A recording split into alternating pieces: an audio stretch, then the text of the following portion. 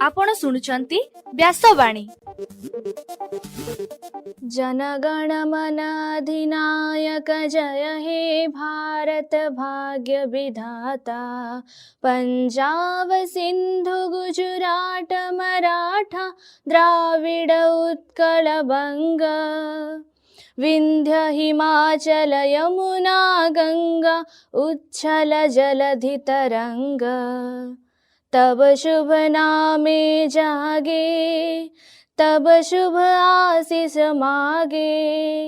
गाए तब जय गाथा जनगण मंगलदायक जय हे भारत भाग्य विधाता। जय हे जय हे जय हे जय जय जय जय हे। या कुंदेन्दु तुषार हार धवला। या शुभ्र वस्त्रामृता। या वीणा वरदंड मंडित करा। या श्वेत पद्मासना। या ब्रह्मा श्रुत शंकर प्रभृति देवै सदा वंदिता। सा मां पातु सरस्वती भगवती। निशेष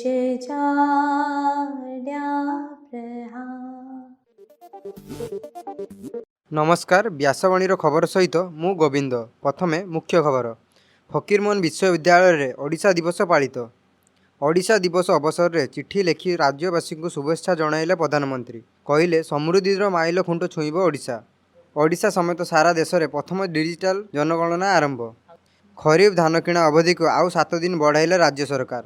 छत्तीसगढ़ सुकमा जिला को नक्सल मुक्त घोषणा कले पुलिस। आज विश्व ऑटिज्म सचेतना दिवस पालन करा जाउछि। ईरान कबलर हरमुज प्रणाली को मुक्त करने लगी इंग्लैंड नेतृत्व में 35 देश एकाठी हेब।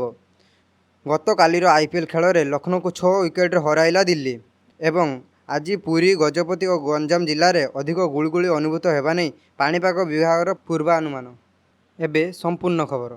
फकीरमोहन विश्वविद्यालय रे ओडिशा दिवस अत्यंत उल्लासर सह पालित करा जायछि। कुलपति प्रोफेसर संतोष कुमार त्रिपाठी अध्यक्षतार अनुष्ठित यह उत्सव में ओडिशा भाषा संस्कृतिर सुरक्षा पर आह्वान दि जाइथिला। मुख्य अतिथि भाव प्रोफेसर समाचांद एवं वरिष्ठ साहित्यक डॉक्टर लक्ष्मीकांत त्रिपाठी जोग देइथिले। ओडिशार इतिहास और साहित्यर उन्नति उपरे वक्तव्य रखिथिले।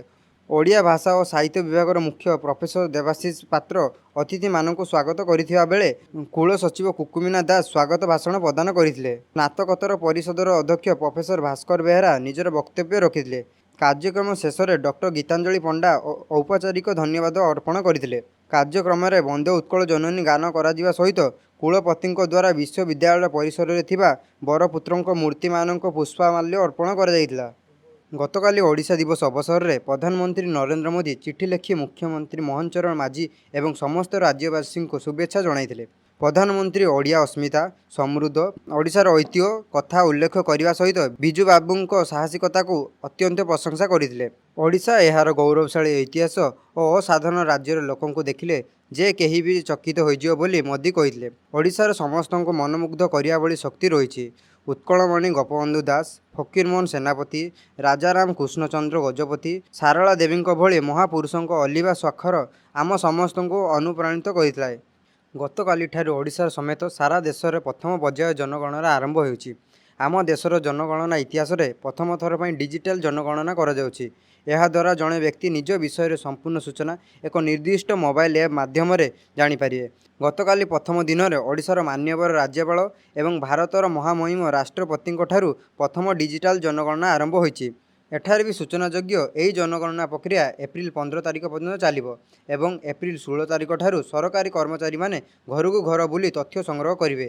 ଏହି ସମୟରେ ଲୋକଙ୍କଠାରୁ ସରକାରଙ୍କ ଦ୍ୱାରା ଜାରି କରାଯାଇଥିବା 33ଟି ପ୍ରଶ୍ନର ତଥ୍ୟ ସଂଗ୍ରହ କରାଯିବ। ରାଜ୍ୟ ସରକାର ଖରିଫ ଧାନ କିଣା ପ୍ରକ୍ରିୟାକୁ ସୁବିଧାଜନକ କରିବା ପାଇଁ ଅବଧିକୁ ଆଉ 7 ଦିନ ବଢ଼ାଇବାର ସିଦ୍ଧାନ୍ତ ନେଇଛନ୍ତି ବୋଲି ଖାଦ୍ୟ ଯୋଗାଣ ମନ୍ତ୍ରୀ କୃଷ୍ଣଚନ୍ଦ୍ର ପାତ୍ର ସୂଚନା ଦେଇଛନ୍ତି। ଚଳିତ ବର୍ଷ ଅନେକ ସ୍ଥାନରେ ଅଦିନିଆ ବର୍ଷା ଏବଂ କେତେକ ବୈଷୟିକ କାରଣ ଯୋଗୁଁ ଅନେକ ପଞ୍ଜୀକୃତ ଚାଷୀ ସେମାନଙ୍କ ଧାନ ବିକ୍ରି କରିବାରୁ ବଞ୍ଚିତ ରହିଥିଲେ। ଏହି ନିଷ୍ପତ୍ତି ଫଳରେ ଯେଉଁ ଚାଷୀମାନେ ପୂର୍ବ ନିର୍ଦ୍ଧାରିତ ସମୟରେ ଧାନ ଦେଇପାରିନଥିଲେ ସେମାନେ ଏବେ ସୁବିଧାରେ ନିଜର ବଳକା ଧାନ ସରକାରର ନିର୍ଦ୍ଧାରିତ ସହାୟକ ମୂଲ୍ୟରେ ବିକ୍ରି କରିପାରିବେ। ଏଥିପାଇଁ ଯୋଗାଣ ବିଭାଗ ପକ୍ଷରୁ ସମସ୍ତ ଜିଲ୍ଲାପାଳଙ୍କୁ ସତର୍କ ରହିବାକୁ ଏବଂ ମଣ୍ଡିରେ ସ୍ୱଚ୍ଛତା ବଜାୟ ରଖିବାକୁ ନିର୍ଦ୍ଦେଶ ଦିଆଯାଇଛି। 2 ଜଣ ମହିଳା ନକ୍ସଲୀଙ୍କ ଆତ୍ମସମର୍ପଣ ପରେ ଛତିଶଗଡ଼ ସୁକମା ଜିଲ୍ଲା ଏବେ ନକ୍ସଲ ମୁକ୍ତ ବୋଲି ଜିଲ୍ଲା ଏସ୍ପି କିରଣ ଚମନ ଘୋଷଣା କରିଛନ୍ତି। ଜିଲ୍ଲା ଏସ୍ପି କିରଣ ଚମନ କହିଛନ୍ତି, ଆତ୍ମସମର୍ପଣ କରିଥିବା 2 ମହିଳା କମ୍ପାନୀ ନମ୍ବର 8ର ସଦସ୍ୟ ଥିଲେ ଓ ସେମାନଙ୍କ ମୁଣ୍ଡ ଉପରେ 16 ଲକ୍ଷ ଟଙ୍କା ପୁରସ୍କାର ଥିଲା।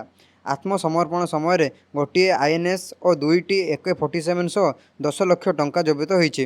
ଗତ 2 ବର୍ଷ ଧରି ସୁରକ୍ଷା ବାହିନୀର ନିରନ୍ତର ଅଭିଯାନ ଫଳରେ ଏହି ସଫଳତା ମିଳିଛି। ଅଭିଯାନରେ 600ରୁ ଅଧିକ ନକ୍ସଲ ଗିରଫ ଓ 20ରୁ ଅଧିକ ନିହତ ହୋଇଛନ୍ତି। ଆଜି ବିଶ୍ୱ ଅଟିଜିମ୍ ସଚେତନତା ଦିବସ ପାଳନ କରାଯାଉଛି। 2007 ମସିହାରେ ମିଳିତ ଜାତିସଂଘ ସାଧାରଣ ପରିଷଦ ଏପ୍ରିଲ 2କୁ ଏହି ଦିବସ ଭାବେ ଘୋଷଣା କରିଥିଲା ଏବଂ 2008ରୁ ପ୍ରତିବର୍ଷ ପାଳନ ହେଉଛି। ଏହି ଅବସରରେ ଅଟିଜିମ୍ ପୀଡ଼ିତଙ୍କ ମାନବାଧିକାର, ସ୍ୱାଧୀନତା ଓ ମାନବ ଅଂଶଗ୍ରହଣକୁ ଗୁରୁତ୍ୱ ଦିଆଯାଉଛି। ଅଟିଜିମ୍ ଏକ ବାଲ୍ୟ ଅବସ୍ଥାରୁ ଆରମ୍ଭ ହୋଇଥିବା ବେଳେ ବିକାଶଜନିତ ସମସ୍ୟା, ଯାହା ସାରା ଜୀବନ ରହିଥାଏ। ଏହାର ସ୍ଥାୟୀ ଚିକିତ୍ସା ନଥିଲେ ମଧ୍ୟ ଥେରାପି ଦ୍ୱାରା ସୁଧାର ସମ୍ଭବ। ଇଂଲଣ୍ଡ ସମେତ ସଂଯୁକ୍ତ ଆରବ ଏମିରେଟ୍ ବା UAE ପକ୍ଷରୁ ହୋମରୁଚ ପ୍ରଣାଳୀକୁ ଖୋଲିବା ପାଇଁ ପଦକ୍ଷେପ ନିଆଯାଇଛି। ମୁଖ୍ୟତଃ ଇଂଲଣ୍ଡ ଏହି ପଦକ୍ଷେପ ପାଇଁ ଅନ୍ୟ 35ଟି ରାଷ୍ଟ୍ରକୁ ଏକଜୁଟ କରାଉଛି। ଇରାନ ଦ୍ୱାରା ଆଜିଠୁ ପ୍ରାୟ ମାସେ ଧରି ହୋମରୁଚ ପ୍ରଣାଳୀକୁ ଅବରୋଧ କରାଯାଇଛି, ଫଳରେ ସମଗ୍ର ବିଶ୍ୱ ତେଲ ଓ ରନ୍ଧନ ଗ୍ୟାସ୍ ପାଇବା କ୍ଷେତ୍ରରେ ଅସୁବିଧା ସମ୍ମୁଖୀନ ହେଉଛି। ଏହି ଘଟଣାକୁ ନେଇ UAE ଓ ବାହାରିନ୍ ଜାତିସଂଘ ସୁରକ୍ଷା ପରିଷଦରେ ପ୍ରସ୍ତାବ ପକାଇଛନ୍ତି। ଲକ୍ଷ୍ନୌର ଏକାନା କ୍ରିକେଟ ଷ୍ଟାଡିୟମରେ ଖେଳାଯାଉଥିବା IPL ମ୍ୟାଚ୍ରେ ଦିଲ୍ଲୀ କ୍ୟାପିଟାଲ 6 ୱିକେଟରେ ଲକ୍ଷ୍ନୌ ସୁପର ଜାଏଣ୍ଟକୁ ପରାସ୍ତ କରିଛି। ଟସ୍ ଜିତି ଦିଲ୍ଲୀ ପ୍ରଥମେ ବୋଲିଂ କରିଥିଲା। ଲକ୍ଷ୍ନୌ 18.4 ଓଭରରେ 141 ରନ୍ କରି ଅଲଆଉଟ୍ ହୋଇଥିଲା। ଅବଦୁଲ ସାମଦ 36 ରନ୍ ଓ ମିଚେଲ ମାର୍ଶ 35 ରନ୍ କରିଥିଲେ। ଦିଲ୍ଲୀ ପକ୍ଷରୁ ଲୁଙ୍ଗି ଏଙ୍ଗଡ଼ି ଓ ଟି ନଟରାଜନ 3ଟି ୱିକେଟ୍ ନେଇଥିଲେ। 142 ରନ୍ର ଲକ୍ଷ୍ୟ ପିଛା କରି ଦିଲ୍ଲୀ 17.1 ଓଭରରେ ବିଜୟ ହାସଲ କରିଥିଲା। ସମୀର ରିଜଭୀ ଅପରାଜିତ 70 ରନ୍ କରି ଦଳକୁ ଜିତାଇଥିଲେ।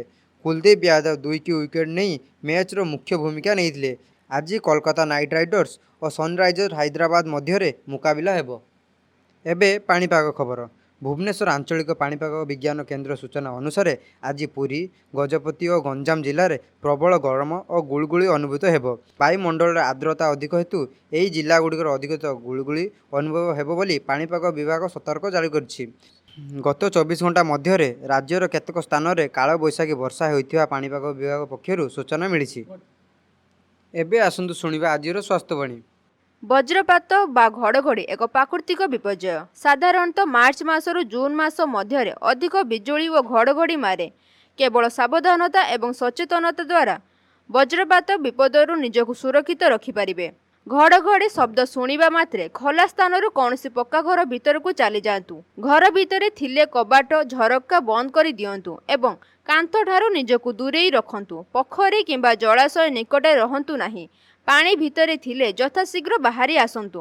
ଗଛ ତଳେ ଆଦ୍ୟ ଆଶ୍ରୟ ନିଅନ୍ତୁ ନାହିଁ। ଖୋଲା ପଡ଼ିଆରେ ଛିଡ଼ା ହୋଇ ରହନ୍ତୁ ନାହିଁ। ବିଲରେ କାମ କରୁଥିଲେ ତୁରନ୍ତ ସେହି ସ୍ଥାନରୁ ଏକ ଶୁଖିଲା ସ୍ଥାନକୁ ଚାଲିଯାଆନ୍ତୁ। ଅତି କମରେ ପାଣିରୁ ଉଠି ହିଡ଼ ଉପରକୁ ଉଠି ଆସନ୍ତୁ। ସାଇକେଲ କିମ୍ବା ମୋଟର ସାଇକେଲ ଚଲାଉଥିଲେ ନିରାପଦ ସ୍ଥାନରେ ଆଶ୍ରୟ ନିଅନ୍ତୁ। ବିଦ୍ୟୁତ ଖୁଣ୍ଟ କିମ୍ବା ତାରଠାରୁ ଦୂରେଇ ରହନ୍ତୁ।